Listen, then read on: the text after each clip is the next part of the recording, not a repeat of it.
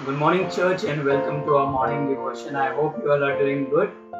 There was a person called Mike who went to a barber for a haircut.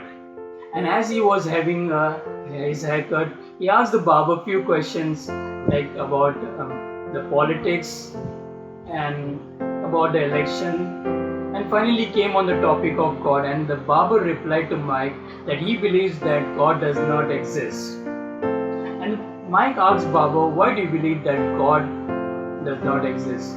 And Baba replied that if God existed, there would not have been so much problem in this world.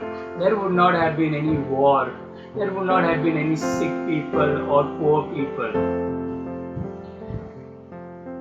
Mike decided not to argue with this barber. And the barber told him that when he leaves this place after having haircut, go out on the street and you will find so many poor people, so many sick people on the streets.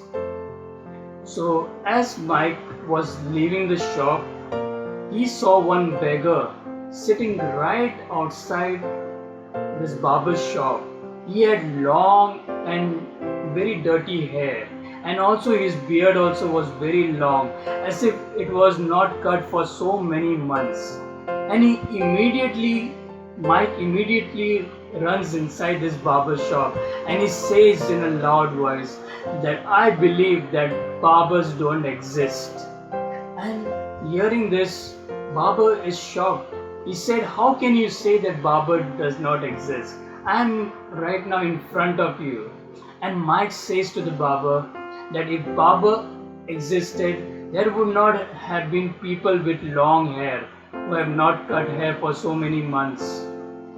And the barber tells Mike that the problem is that these people do not come to me.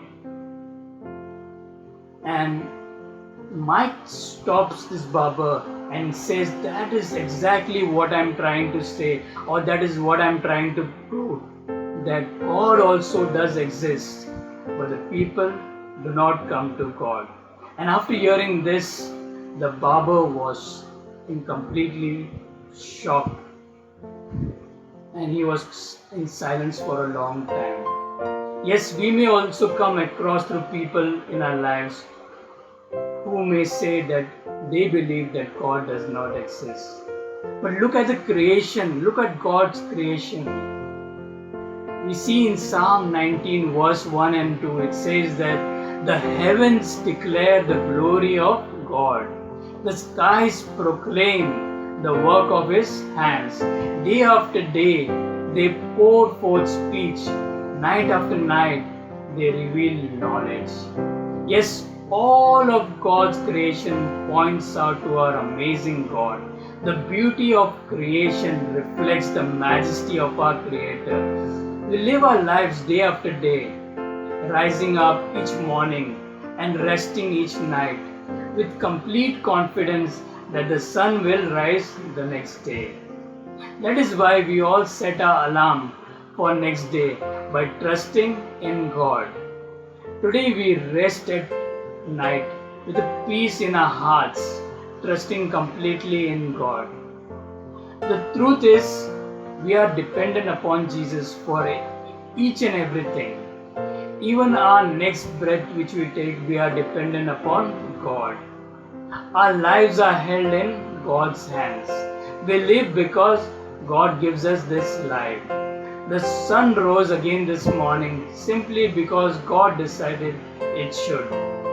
We praise God today because He is all powerful God who made everything that is in heaven and on this earth. So we see that God is not hiding who He is from us, and God does not hide anything from us. God puts His invisible qualities, His eternal power and His divine nature on display every day when the sun rises up and it takes its place in the sky and it provides us with light and warmth. You can see God's handiwork on a dark night when you look at the stars in the sky at the night time.